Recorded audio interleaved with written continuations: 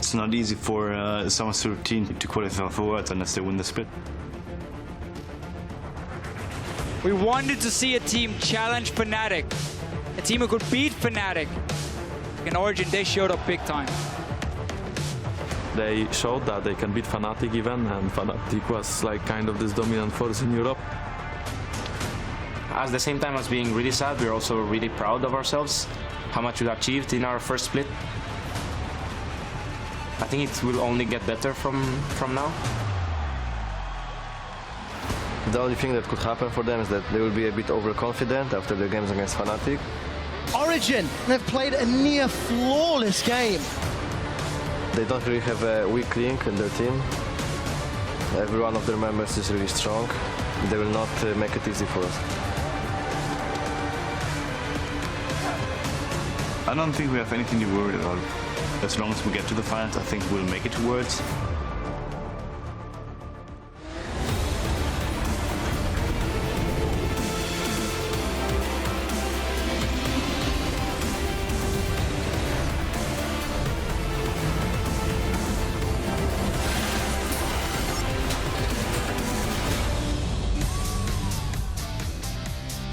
Welcome to day 2 of the European LCS Regional Qualifier, where 2 best-of-5 stand between our teams and the 2015 World Championship.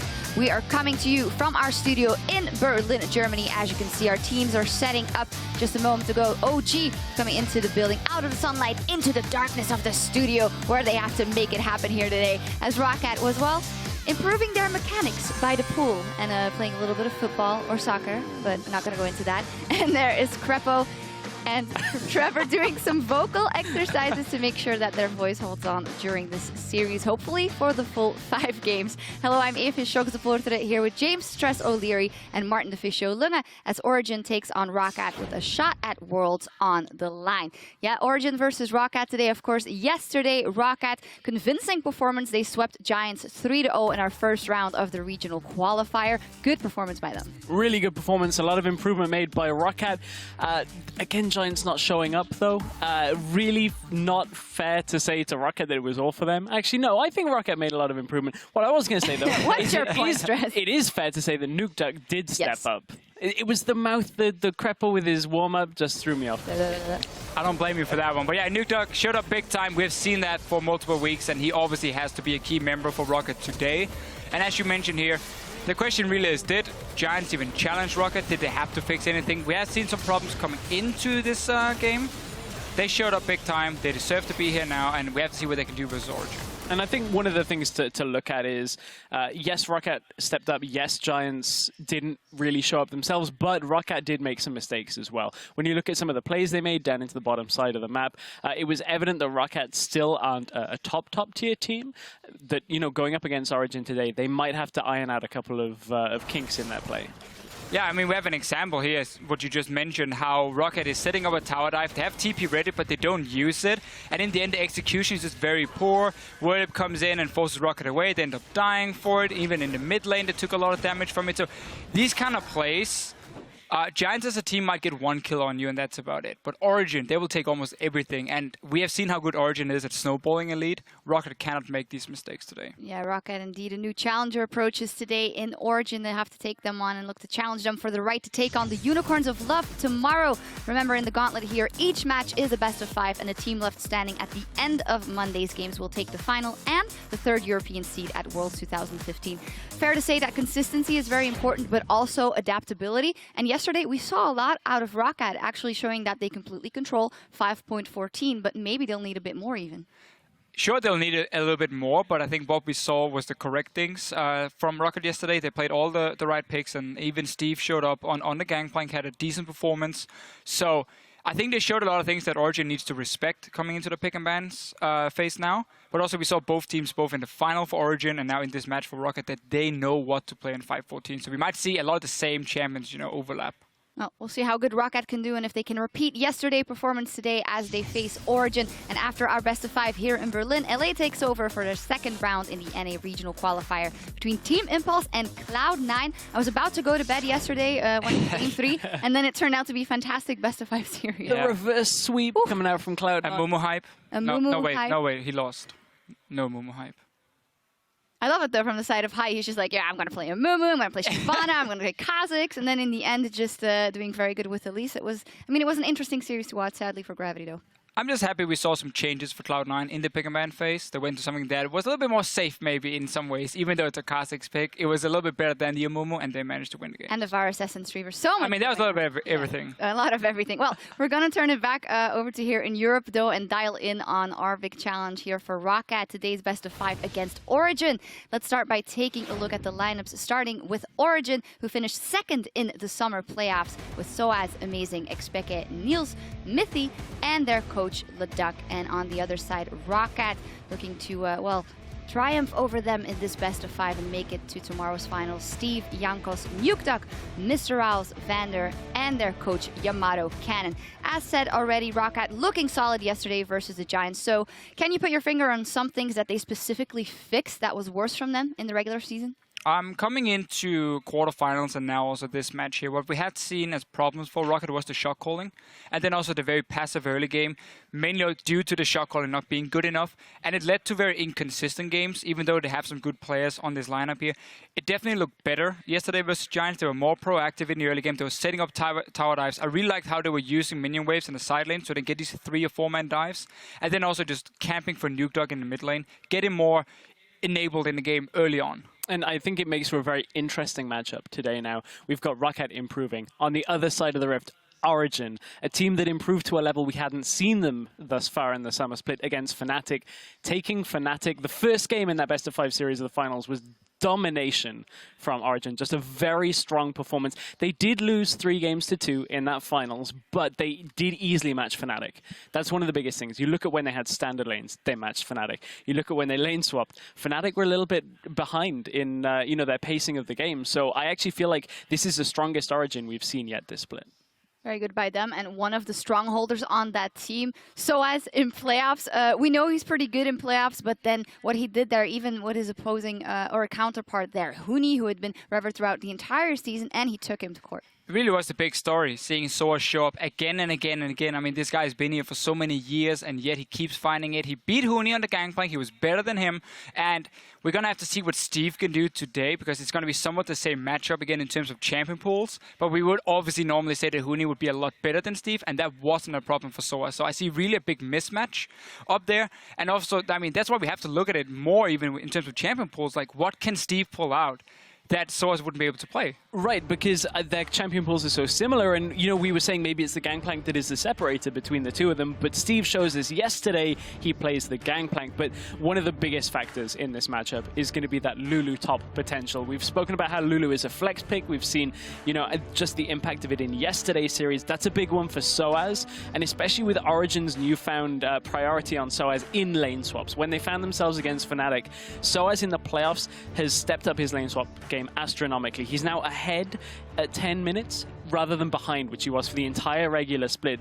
And, a big change like that to a top laner is a massive statement towards this game, potentially, when you go against a top laner like Steve. And to go back towards the picks here, one of the things about the Lulu is, because he's shown it in the top lane, Steve has not. If Roccat does get the hands of Lulu, we would assume it goes to Nukeduck in the middle lane, and that removes a lot of the carry potential he has shown for Roccat lately. So unless Steve can play it, it would be in there and almost an advantage for Origen if Lulu gets picked by Roccat. Otherwise, they will take it for Soaz no matter what. Yeah, Lulu's so incredibly important also in that game 5, by the way, in that finals between Fnatic and OG. Stepping away from some of the individual talent, let's take a look at decision making and playing as a team, something that has been very important for OG. Amazing, together with Mithy roaming and playing the map. How will their counterparts do?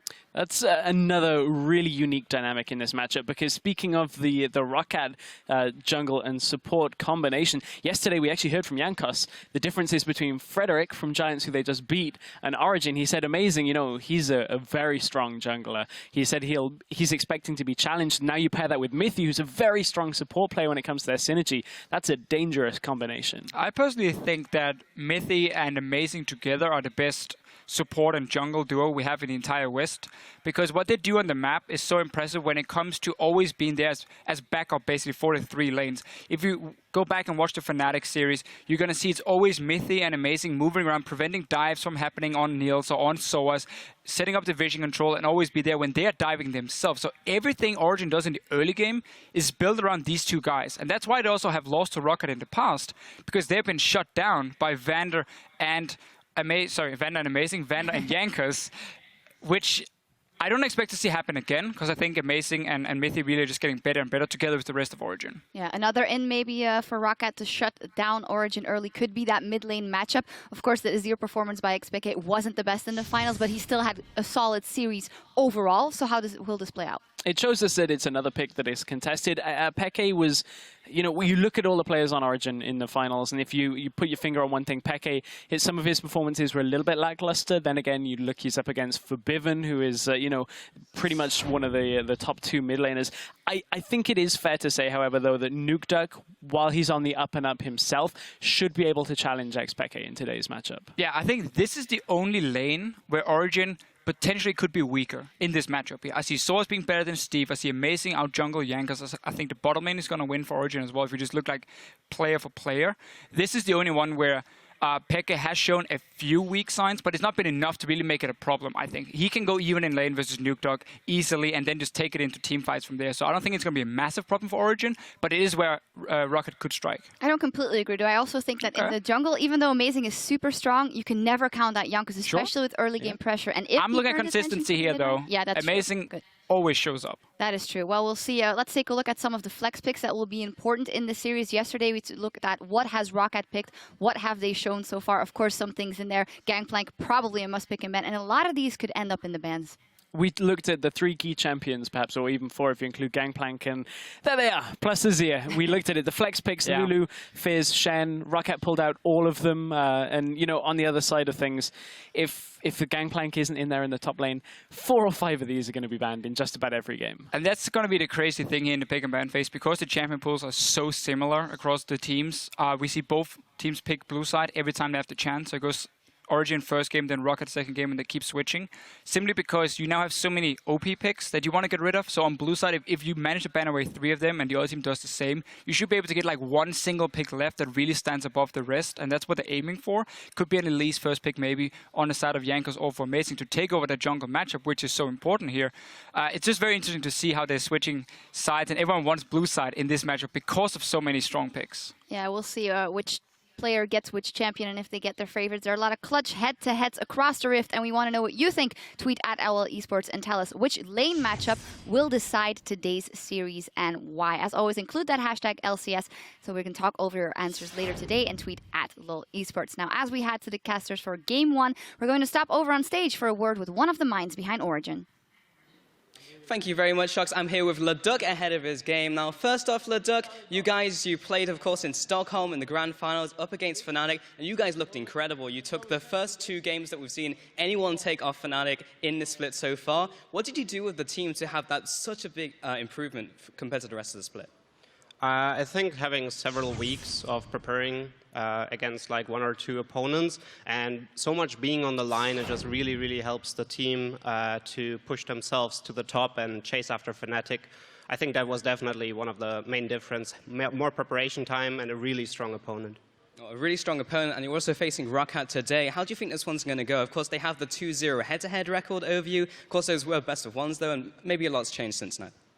I don't really care about a BO1 that happened a few months back, so I don't think it's like I really don't mind those games.